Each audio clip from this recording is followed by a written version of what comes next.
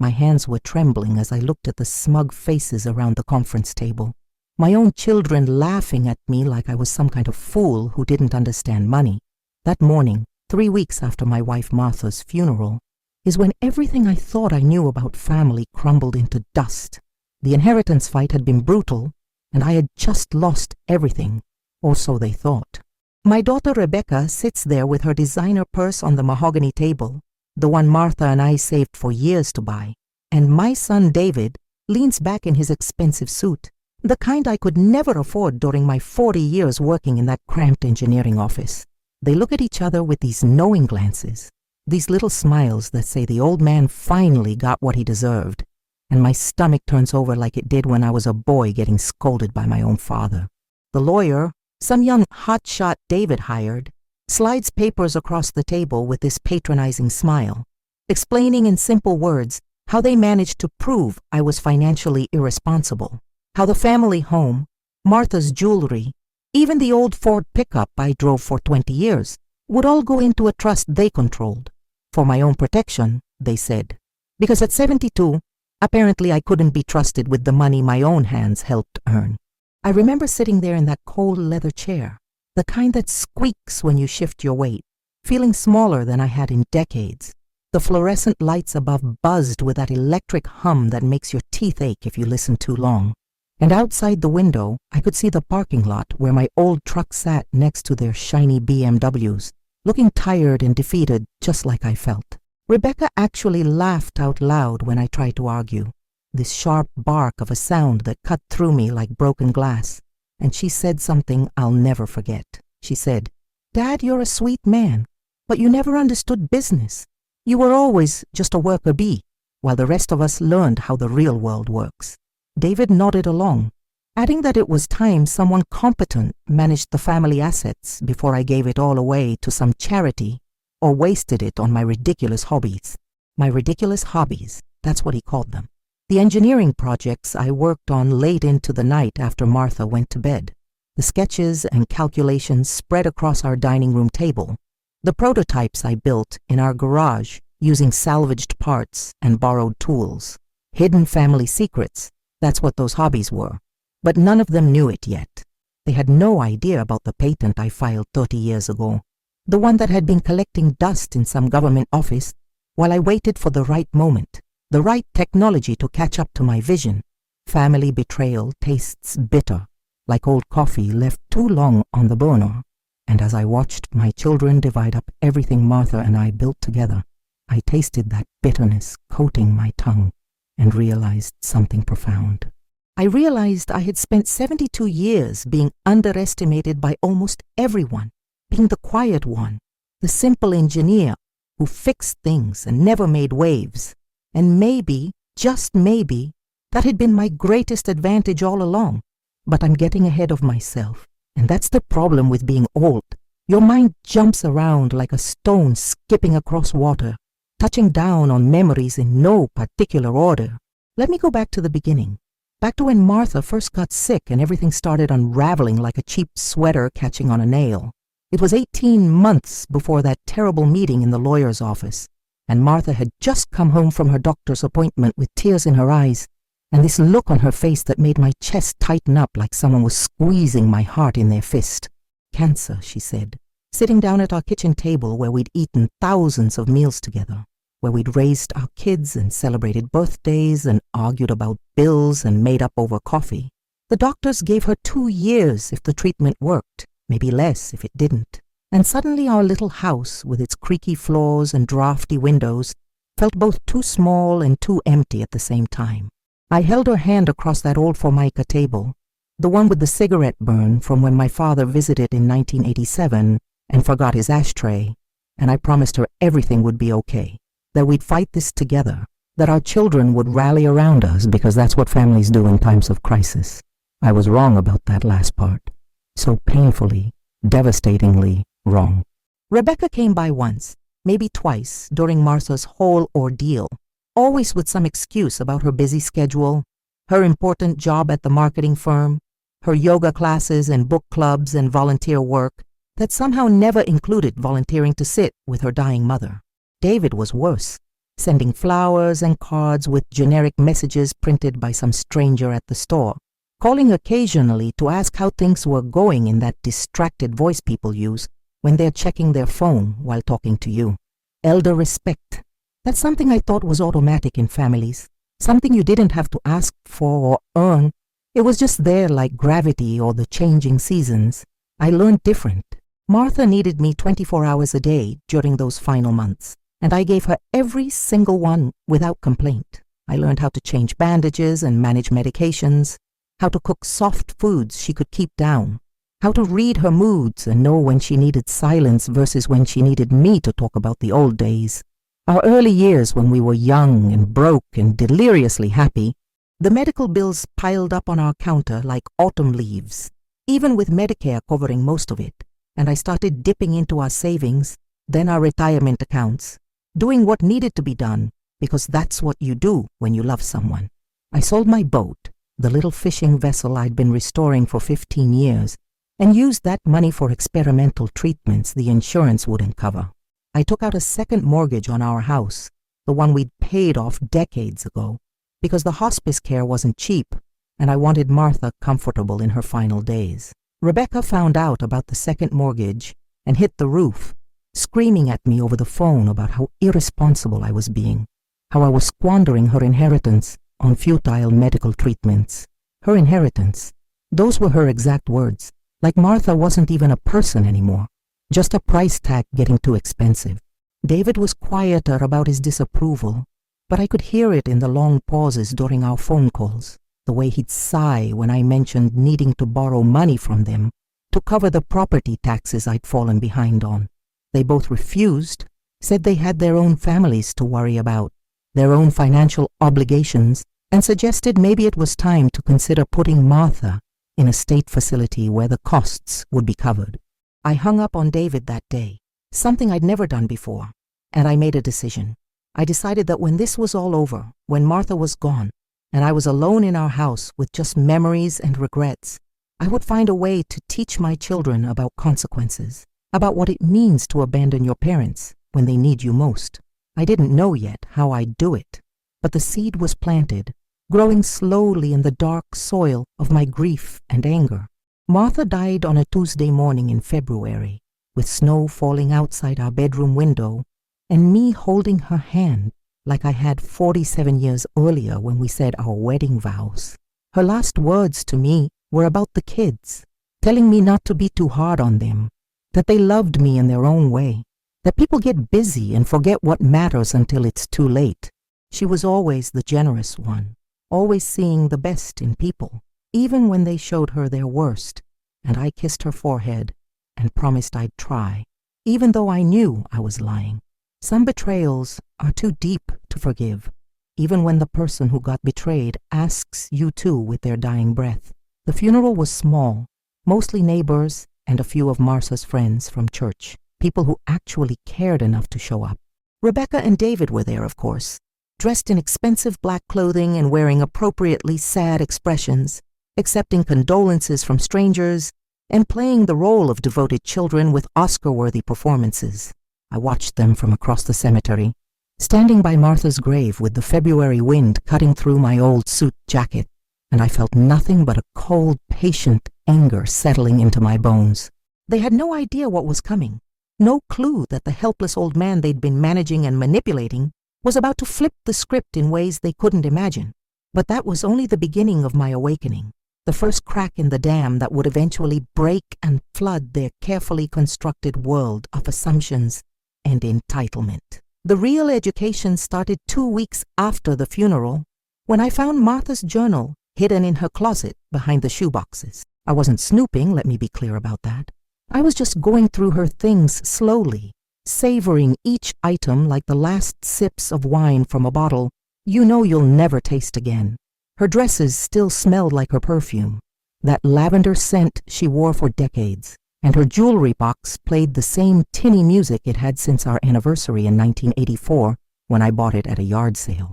The journal was in a hat box, one of those round cardboard ones from the 1960s, with faded flowers printed on the sides, and it was filled with Martha's handwriting, that careful script she learned in Catholic school, when penmanship still mattered. I almost didn't read it. Felt like an invasion of her privacy, even though she was gone. But something made me open to a random page and start scanning the entries. What I found there changed everything. Page after page of Martha's private thoughts. Her observations about our children that she'd never shared with me because she didn't want to poison my relationship with them. Didn't want to be the cause of family division. She wrote about how Rebecca had asked her for money multiple times over the years, always with dramatic stories about emergencies that turned out to be designer purses or vacation packages, always promising to pay it back and never doing it. She wrote about David's gambling problem, something I'd never known about, how he'd called Martha crying twice, asking for thousands of dollars to cover debts to people who were threatening him, swearing her to secrecy because he didn't want me to think less of him. Martha had given them everything they asked for, draining her own secret savings account, the one I didn't even know she had, until there was nothing left except the shame of being used by her own children. The last entry was dated 3 days before she died, and it was addressed to me. She wrote that she was sorry for keeping secrets, sorry for enabling their behavior, but she hoped that after she was gone, I would finally see them clearly and protect myself. She wrote that she'd always admired my intelligence, my quiet brilliance that people overlooked because I didn't brag or show off, and she was proud of my engineering work even if it never made us rich. Then she wrote something that made my hands shake so hard, I almost dropped the journal.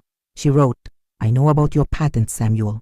I've always known, and I'm so proud of you for creating something that might change the world someday, even if you never told me about it directly because you wanted it to be a surprise. Keep it safe, keep it secret, and use it when the time is right to secure your future without our ungrateful children taking that from you too." Martha knew. All those years she knew about my midnight projects and my secret filing with the patent office, and she never said a word, just quietly supported me and believed in me, even when I didn't believe in myself. I sat there on our bedroom floor surrounded by her clothes and memories, crying for the first time since she died, not from sadness, but from this overwhelming mixture of love and regret and determination. I promised her grave, I promised her spirit, I promised the empty house around me that I would not let our children walk all over me anymore, that I would use every advantage I had to teach them the lesson Martha was too kind to teach them herself. Little did I know that the next morning would bring the meeting that started this whole mess, the confrontation in the lawyer's office, where they tried to take control of everything I had left. So there I was, 3 weeks after finding that journal, sitting in that conference room, being mocked and dismissed and legally stripped of my autonomy by the 2 people I'd changed diapers for and taught to ride bikes and sent to college on my modest salary. The irony was so sick you could cut it with a knife, but I didn't let them see my thoughts, didn't show them anything except the defeated old man they expected to see. I signed their papers with a shaking hand, let them pat my shoulder with fake concern, listened to their promises about visiting me regularly and making sure I was taken care of in my declining years. They actually used those words, declining years, like I was some senile grandfather who needed to be put out to pasture for everyone's safety. The drive home in my old Ford was quiet, except for the rattle of the broken heat shield under the engine, a sound I'd been meaning to fix for months, but never got around to, because taking care of Martha was more important than truck maintenance. I pulled into our driveway, their driveway now technically since it was all in that trust they controlled, and I sat there for a long time watching the sun set behind the neighbor's elm tree, the same tree that was just a sapling when Martha and I moved in 43 years ago. My whole life felt like it was being erased, overwritten by their narrative of incompetent father who needed managing, and the anger that had been simmering since Martha's funeral finally boiled over into something cold and focused and absolutely clear about what needed to happen next. I went inside and made myself dinner. Nothing fancy, just scrambled eggs and toast like my mother used to make when I was a boy in Pittsburgh during the hard years after my father got laid off from the steel mill. The kitchen was too quiet without Martha humming while she cooked, without her teasing me about my terrible table manners or asking about my day, and I realized that loneliness is its own kind of teacher, showing you things about yourself and your situation that you can't see when you're surrounded by other people's noise and expectations. I was lonely, sure, but I was also free in a way I hadn't been in years, free from the pretense of a happy family, free from the obligation to make excuses for my children's behavior, free to finally use the one thing they didn't know about and couldn't take away from me. After dinner, I went down to the basement, the place where I'd spent countless hours over the decades working on my various projects, while Martha watched television upstairs or read her romance novels in bed. The concrete walls were lined with shelves I'd built myself, holding decades of accumulated tools and parts and prototypes, and in the back corner, hidden behind boxes of Christmas decorations, was a filing cabinet I'd bought at a government surplus auction in 1989. The bottom drawer had a false bottom, something I'd engineered myself using skills I learned in the Navy back when Kennedy was president, and the world was a different place. And beneath that false bottom was a fireproof document safe containing the most important papers of my life. The patent itself was thick, maybe 60 pages of technical drawings and specifications and claims, filed back in 1995 when I first had the breakthrough that would eventually change everything. It was for a type of micro-hydraulic valve system that could regulate fluid flow in extremely precise ways, perfect for medical devices, aerospace applications, industrial robotics, things that needed accuracy down to fractions of a millimeter. When I filed it, the technology didn't exist yet to manufacture it cost-effectively, and the few companies I showed it to said it was interesting but impractical, too expensive to produce for the limited market that existed back then. So I let it sit, paid the maintenance fees every year out of a secret account Martha didn't know about, the same way she had her secret account I didn't know about until reading her journal, and I waited for the world to catch up to my vision. That patience was about to pay off in ways my children couldn't imagine. Because 3 months before Martha died, I'd been contacted by a company called Microflow Dynamics, a Silicon Valley startup that had been researching my patent and realized it was exactly what they needed for their revolutionary new surgical robot system. They wanted to license it, wanted to pay me royalties, wanted to potentially buy it outright if I was interested in selling. The numbers they threw around made my head spin. Millions of dollars potentially, maybe tens of millions if their product took off the way they projected. I'd been in negotiations with them throughout Martha's illness, conducting calls from my car or the hospital parking lot, keeping it secret because I wanted to surprise her with good news if the deal went through, wanted to tell her that all those years of believing in me had been validated, that we'd be able to leave something substantial behind for our ungrateful children, even though they didn't deserve it. But Martha died before the deal closed, before I could tell her. And now, sitting in my basement holding that patent and thinking about everything that had happened in that lawyer's office, I realized something profound. I realized I didn't want to leave anything to Rebecca and David, didn't want them to benefit from my life's work after treating me like a burden and their mother like an inconvenience. The inheritance drama they'd fought so hard to control was chump change compared to what was coming, and they had no idea they'd just won a battle but lost the war. I spent the next 2 months playing their game, letting them believe they'd won, being the compliant old man they needed me to be.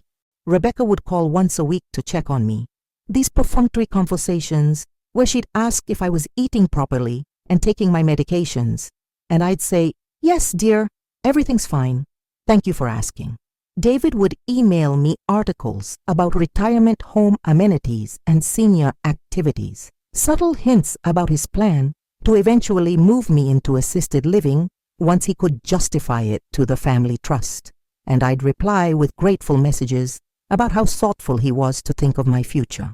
Meanwhile, I was meeting with lawyers of my own, real lawyers who understood intellectual property and contract negotiations, setting up structures to protect my patent income from any claims my children might make, establishing foundations and trusts that would benefit causes Martha and I cared about, instead of the 2 people who'd abandoned us when we needed them most.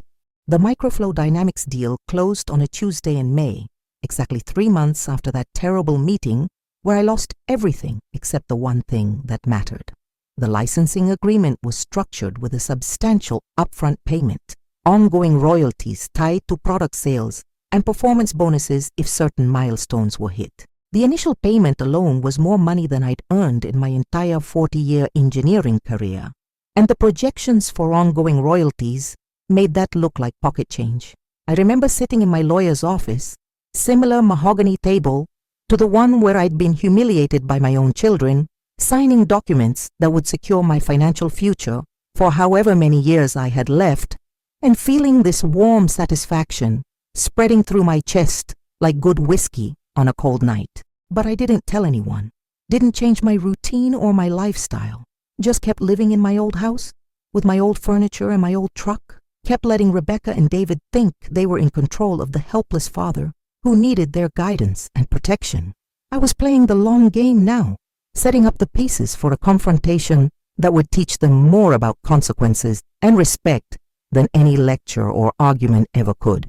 The opportunity came sooner than I expected. During a family dinner Rebecca organized at her house in late June, she called me up all excited, said she wanted to have a family gathering to celebrate David's promotion at work, asked if I could bring dessert, maybe that apple pie I used to make when they were kids. I said, sure, honey, I'd love to. And I baked that pie from scratch using Martha's recipe, the one with the cinnamon and nutmeg that made the whole house smell like autumn even in summer. I drove to Rebecca's McMansion in the suburbs, the kind of house with columns out front and a 3-car garage and a lawn so perfect it looked fake. And I carried that pie up her stone walkway, feeling like I was walking towards something inevitable, something that had been building for months and was finally ready to break open. The dinner was awkward from the start, with Rebecca's husband Mark asking loudly if I was managing okay on my own, if I was remembering to pay my bills and eat regular meals, speaking to me like I was a child who needed constant supervision. David's wife Jennifer kept patting my hand and saying how brave I was to keep living alone at my age, how they all worried about me falling or having a medical emergency with no one around to help. My grandchildren, Rebecca's 2 teenagers and David's 3 younger kids, barely acknowledged me except when their parents forced them to, too busy with their phones and their own conversations to care about the old man at the end of the table who was rapidly becoming invisible. But the real moment came during dessert, when Rebecca brought out my apple pie, and David made a joke that cut deeper than he probably intended. He said something like, well, at least Dad's still good for something. His pie-making skills haven't declined yet, and everyone laughed, including the kids, and I watched Rebecca give him this conspiratorial smile that said they were on the same team, and I was the opposition, the problem to be managed, the burden to be endured. That's when I decided it was time to stop playing along, time to show them exactly what they'd thrown away when they chose convenience over compassion, control over connection. I cleared my throat. That dry, raspy sound old men make when they're about to say something important, and I asked if we could talk about something serious. The table went quiet, everyone putting down their forks and giving me that patient attention you give to children who are about to say something cute or senile, people who are about to say something embarrassing. I looked at each of my children in turn, saw the barely concealed impatience in their eyes, the assumption that whatever I was about to say would be either boring or crazy, and I felt no hesitation, no doubt, just this crystal clear certainty that what I was about to do was right. I said, I want to talk about the inheritance fight from a few months ago.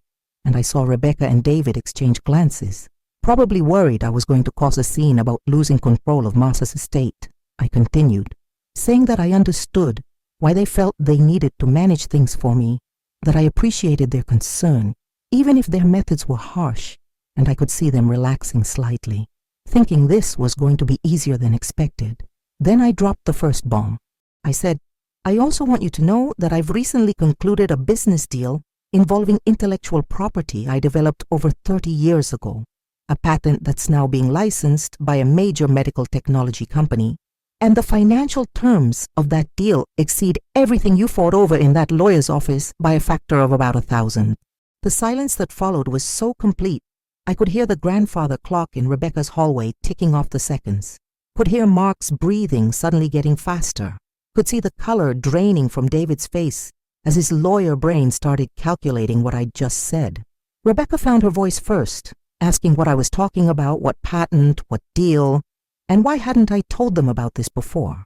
I took a sip of my coffee, let the moment stretch out because I'd earned this, earned the right to make them uncomfortable the way they'd made me feel small and incompetent and worthless. I explained about my engineering work, the late nights Martha had covered for me, the breakthrough I'd had in the mid-90s that nobody appreciated at the time, but that had finally found its market and its value.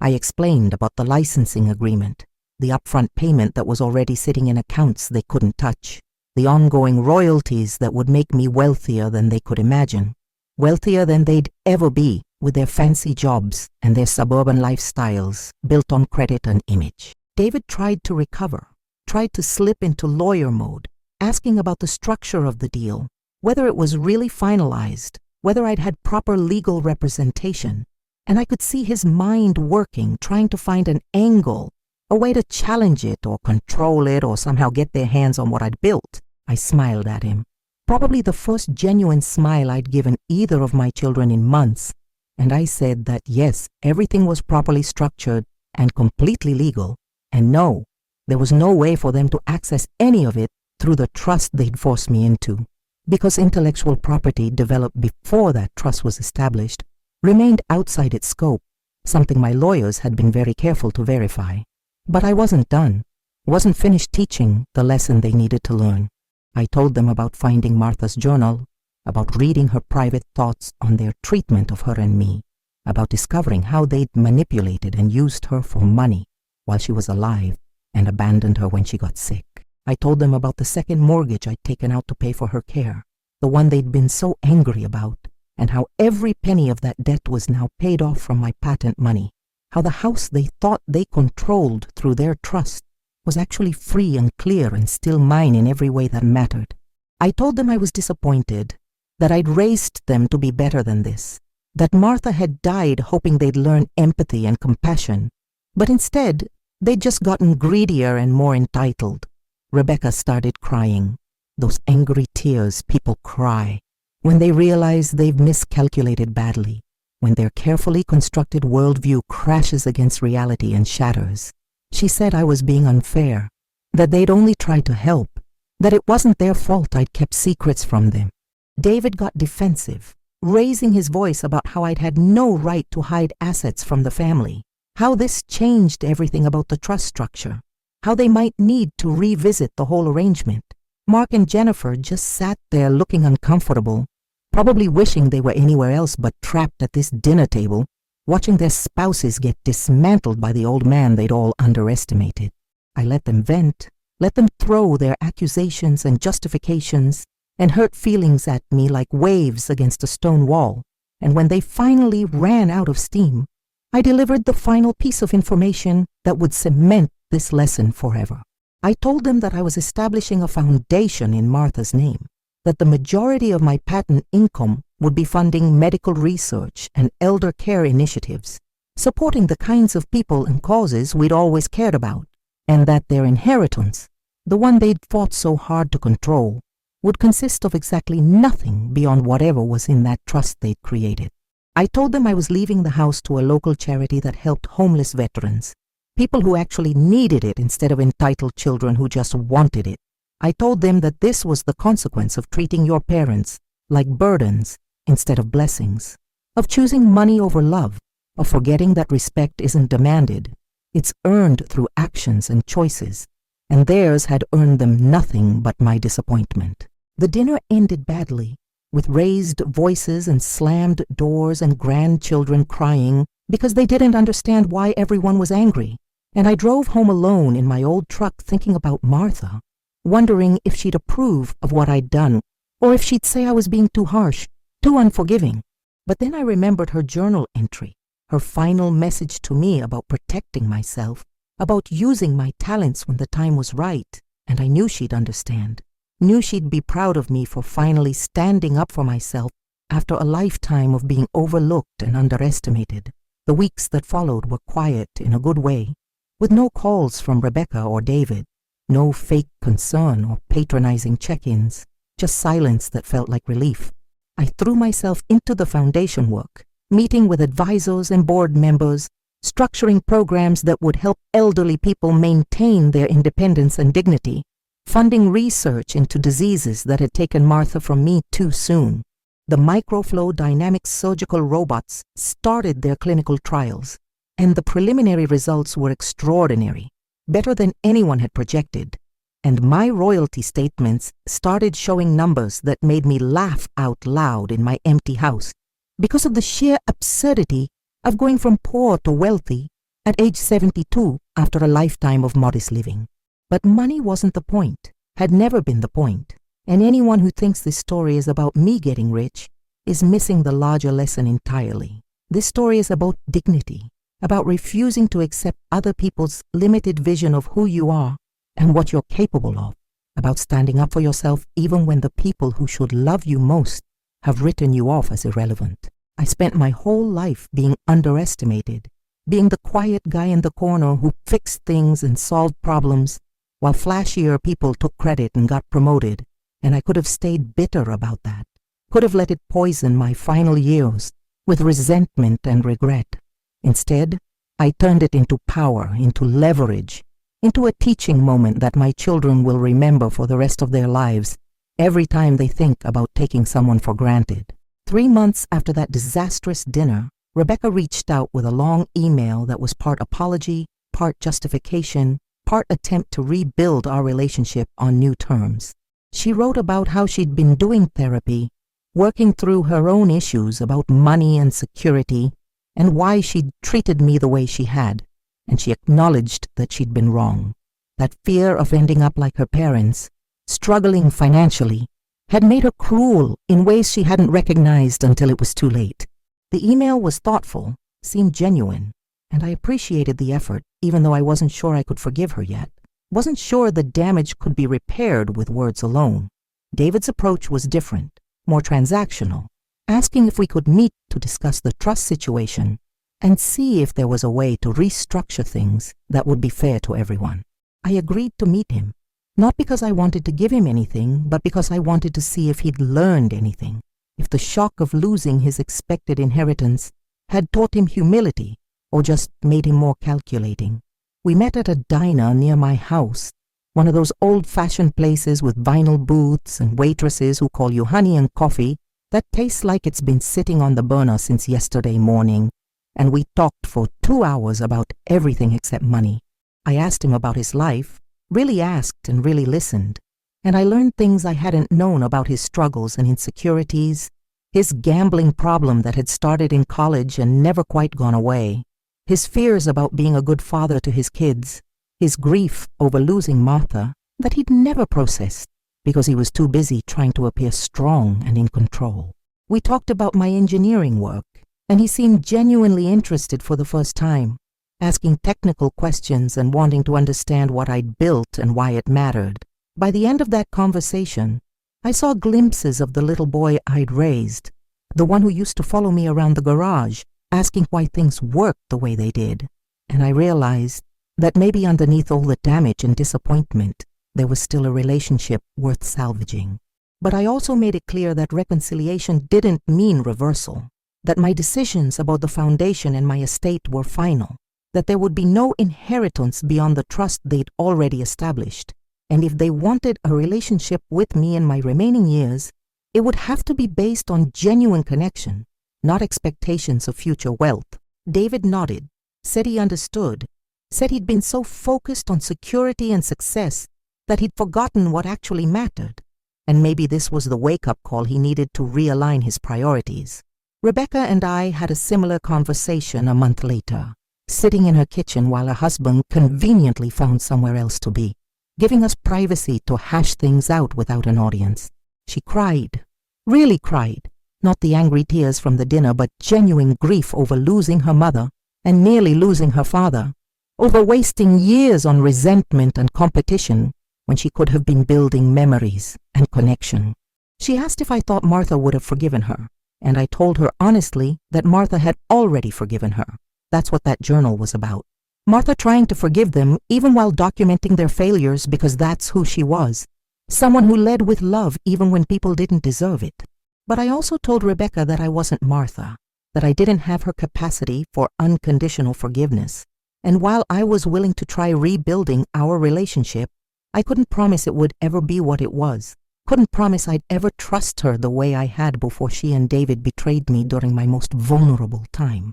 She said she understood, said she'd take whatever relationship I was willing to offer and prove over time that she'd changed, that she'd learned, that she wanted to be the daughter I deserved instead of the one I'd gotten stuck with.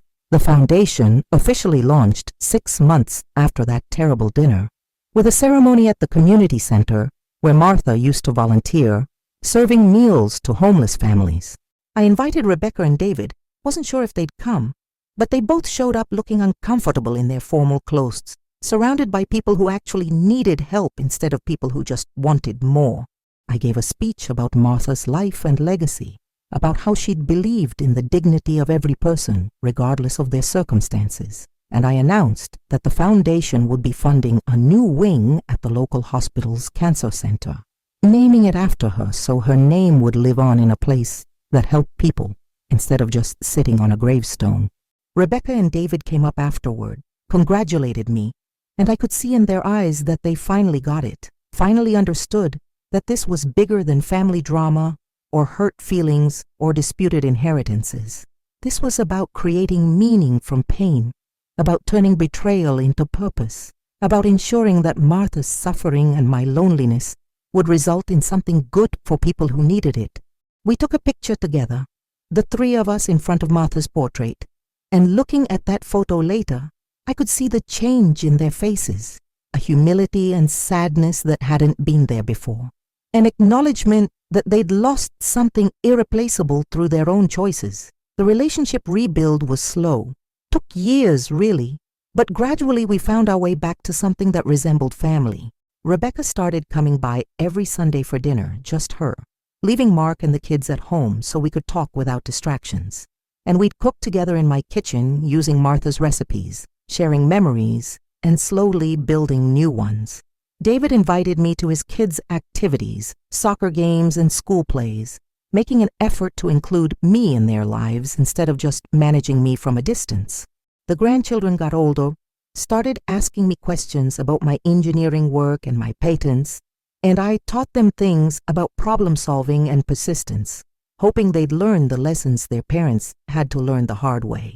The money kept coming in, more than I could ever spend, and I kept giving it away, to the foundation, to scholarships for engineering students from poor families like mine had been, to programs that help elderly people stay in their homes with dignity instead of being warehoused in facilities where they die forgotten and alone. The microflow dynamic surgical robots became standard equipment in hospitals around the world, saving lives and improving outcomes, and every royalty check I received felt like validation not just of my technical skills, but of my patience, my willingness to wait decades for the right moment instead of rushing to capitalize on something before its time. People started asking me to speak at engineering conferences, at business schools, at events for entrepreneurs, telling my story of overnight success after 40 years of obscurity, and I always made sure to talk about more than just the patent and the money.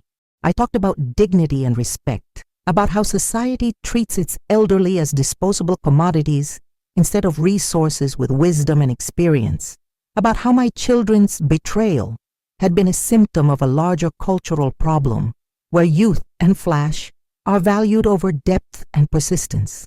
Some audiences got it, some didn't, but I kept telling the story because I owed it to Martha, owed it to every person who's been dismissed or underestimated because of their age or their quiet nature or their lack of self-promotion. Now at 78, sitting in my house, surrounded by photos of Martha and memories of our life together, I look back on that terrible dinner and that inheritance fight, and I understand that it was all necessary, all part of a journey I had to take to become the person I am now. I'm not bitter anymore, not angry, just clear-eyed about human nature and family dynamics and the difference between real love and transactional relationships. Rebecca and David are in my life, but not in my will. Their presence is gift enough, and they've learned to accept that, learn to show up because they want to, not because they expect something in return. The foundation is my real legacy, will outlive me by decades, hopefully by centuries, helping people long after I'm buried next to Martha in that cemetery, where the February wind still cuts through your coat and makes you remember what it feels like to be human and vulnerable and alive. The patent expires eventually, but the impact goes on. Improved surgical techniques saving lives that would have been lost, medical devices working with precision that wouldn't have been possible without my micro hydraulic valve system, and every life saved or improved is a quiet vindication of all those nights I stayed up late sketching designs while Martha slept upstairs, trusting me even when she didn't fully understand what I was building.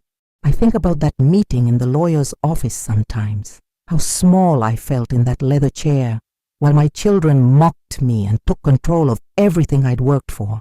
And I realize now, that was the moment everything changed.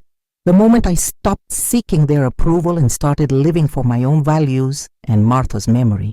They thought they were winning, thought they were protecting themselves from a foolish old man who couldn't manage money. But they were actually setting in motion their own lesson about consequences, about what happens when you mistake kindness for weakness and silence for stupidity. The other day, my grandson, Rebecca's oldest, asked me how I stayed patient all those years, working on a patent nobody cared about, waiting for technology to catch up to my vision, and I told him the truth. I told him patience isn't about passivity, it's about confidence, about knowing your own value even when nobody else sees it, about playing the long game when everyone around you is focused on immediate gratification. I told him about the night I filed that patent back in 1995, how I'd walked to the post office with my application in a manila envelope, how I'd stood at the mailbox for 5 minutes before dropping it in because I was terrified it would get rejected or stolen or lost, how I almost gave up before I even started. But I didn't give up, and that's the lesson I want people to take from this story. Whether they're young engineers with big ideas, or elderly people being pushed aside by their families, or anyone in between who feels invisible and underestimated, I want them to know that your worth isn't determined by other people's recognition, that patience and persistence compound over time, like interest in a savings account, that sometimes the best revenge isn't revenge at all, but simply becoming so successful and self-sufficient that your critics are forced to reassess everything they thought they knew about you. The inheritance fight wasn't about money in the end, just like this whole story isn't about money despite the patent and the millions and the foundation. It was about respect, about being seen and heard and valued for who you actually are instead of who people assume you are based on your age or your quiet demeanor or your lack of visible success.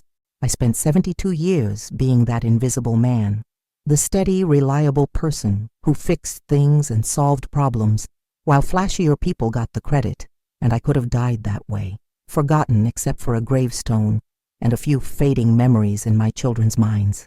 Instead, I became something else, became proof that underestimated people are often the most dangerous, not because they're violent or cruel, but because they have nothing to prove and everything to gain by playing their own game, according to their own rules. My children learned that lesson the hard way, losing an inheritance they'd counted on because they couldn't be bothered to show basic compassion and respect. And while part of me wishes they'd learned it differently, through love instead of loss, I accept that some lessons only stick when they cost you something real. Martha would have handled all of this with more grace than I did, would have found a way to forgive them without enabling them, to teach them without hurting them. But Martha isn't here, and I had to do it my way, with my engineering precision and my quiet stubbornness, and my belief that actions have consequences, even when it takes decades for those consequences to arrive. I like to think she's proud of me anyway, proud that I stood up for myself, proud that I used my talents to help people instead of hoarding wealth, proud that I'm spending my final years with purpose and dignity instead of bitterness and regret. The patent payments will continue until my death and beyond, structured so the foundation gets everything in perpetuity, growing larger each year as the medical robots become more widespread and new applications are developed. My name will be on buildings and scholarships and research programs, attached to Martha's name so we're remembered together the way we lived together. as partners who believed in building something bigger than ourselves. Rebecca and David will have to explain to their children someday why Grandpa left his fortune to strangers instead of family. And maybe that conversation will be the final lesson, the one that teaches the next generation to value relationships over transactions, presence over presence, love over inheritance. I'm not a perfect man, made plenty of mistakes in my 78 years, but the choice to protect my patent and use it for good instead of letting my children squander it on meaningless consumption, that's one decision I'll never regret. Every person helped by the foundation, every life saved by those surgical robots, every elderly person who maintains their independence because of programs we funded, that's Martha's legacy and mine. That's what we built together, even though she never lived to see it realized. Sometimes late at night, sitting in my workshop in the basement where I first developed that valve system, I think about alternate timelines, versions of this story, where Rebecca and David showed up for Martha's illness, where they treated me with respect from the beginning, where the inheritance fight never happened because there was nothing to fight about. In those timelines, maybe I would have shared the patent money with them, set them up comfortably, been the generous father who saved them from their own financial mistakes. But those aren't the timelines we got, and I'm not sure anymore if they would have been better. Not sure if being handed wealth they didn't earn would have taught them anything useful about life or character, or the importance of being present for people when they need you. The version we got, the one with betrayal and consequences and hard lessons learned too late, that's the version that made them better people in the end, made them confront their own selfishness, and hopefully break the cycle before passing it to their children. My grandchildren see me now as someone who mattered, someone who built something important, someone who commanded respect, not through fear or money, but through character and achievement. And maybe that's the real inheritance, the one that actually matters beyond death and taxes and legal documents. I won't live forever, probably have another decade if I'm lucky and take care of myself, and I'm using that time wisely, building relationships with my grandchildren, documenting my engineering work so future generations can learn from it, making sure the foundation has strong leadership that will continue Martha's vision long after I'm gone.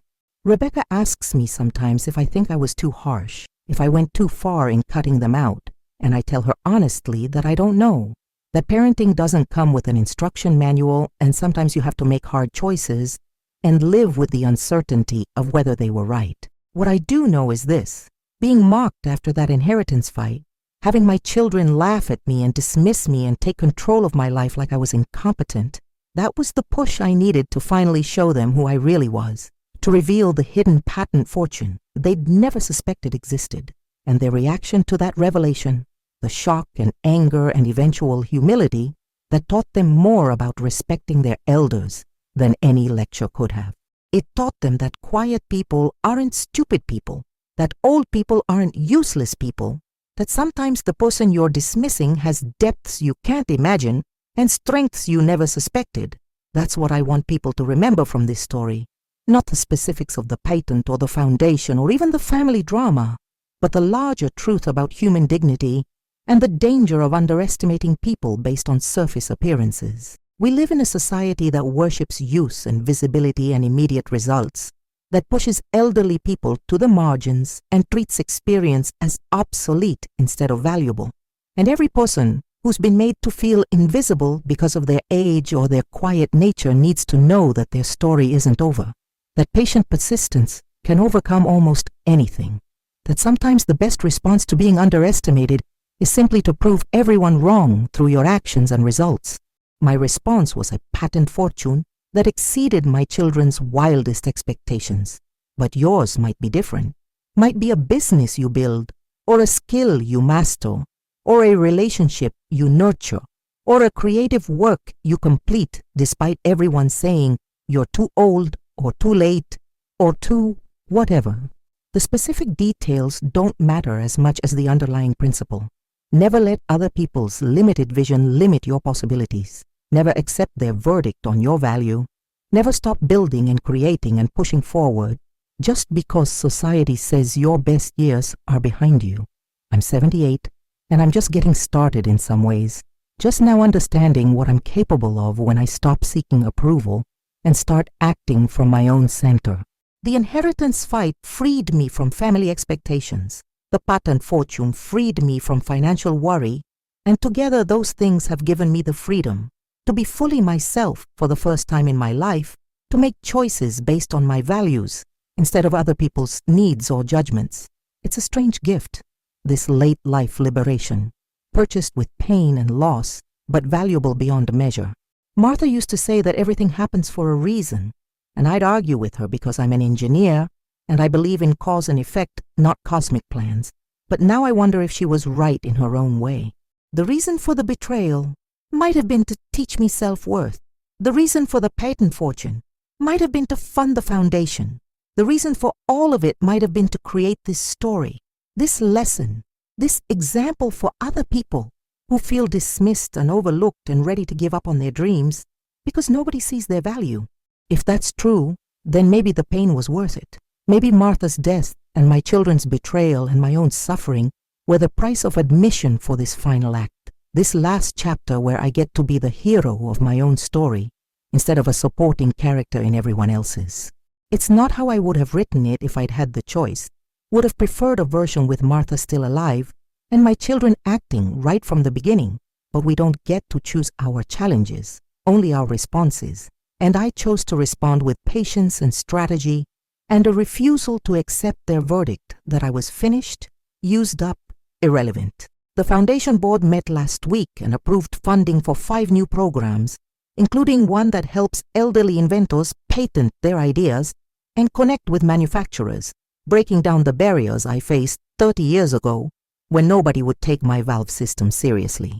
We're naming it the Martha Hayes Innovation Fellowship, and I spent half the meeting crying like an old fool because I kept thinking about how proud she'd be, how this is exactly the kind of thing she would have championed if she'd lived long enough to see it. The board members were kind about my tears, probably used to emotional old men by now, and afterward the chair pulled me aside and thanked me for my vision and generosity. But I'm not generous, not really. I'm just clear about what matters and what doesn't, about the difference between legacy and inheritance, between being remembered for what you gave away and being forgotten for what you hoarded.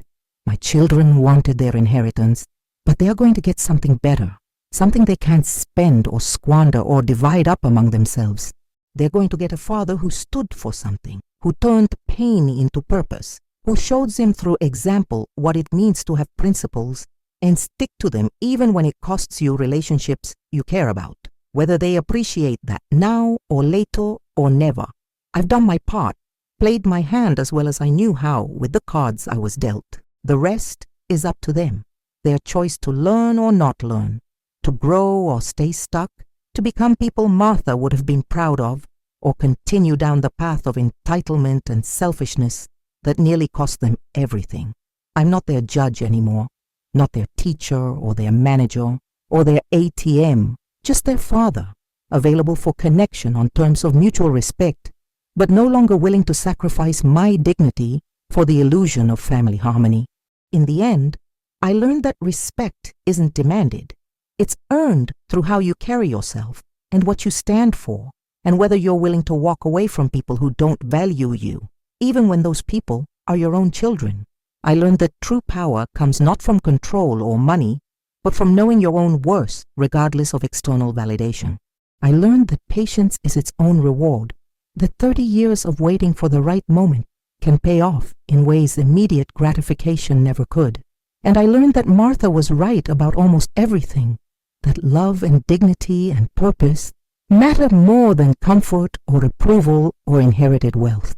Those lessons were expensive, cost me my wife, and nearly cost me my children, and definitely cost me years of peace and certainty. But they were worth it, because they made me into someone I can respect, someone Martha would have been proud to grow old with if we'd had more time. The patent fortune was nice, gave me options and power I never had before, but the real fortune was the clarity that came from being betrayed, the understanding that comes from hitting bottom and pushing yourself back up without help or sympathy or anyone believing in you except a dead woman's journal entry telling you to protect yourself and use your talents when the time is right. So yes, they mocked me after the inheritance fight, laughed at the foolish old man who couldn't manage money, patronized me with their fake concern and their legal maneuvering and their plans to control my declining years. And yes, my hidden patent fortune said otherwise, proved them wrong in ways they're still processing years later. But the real story isn't about winning or revenge or even justice. It's about refusing to be defined by other people's limitations, about claiming your own value when nobody else sees it, about building something meaningful from the raw materials of betrayal and loss and disappointment.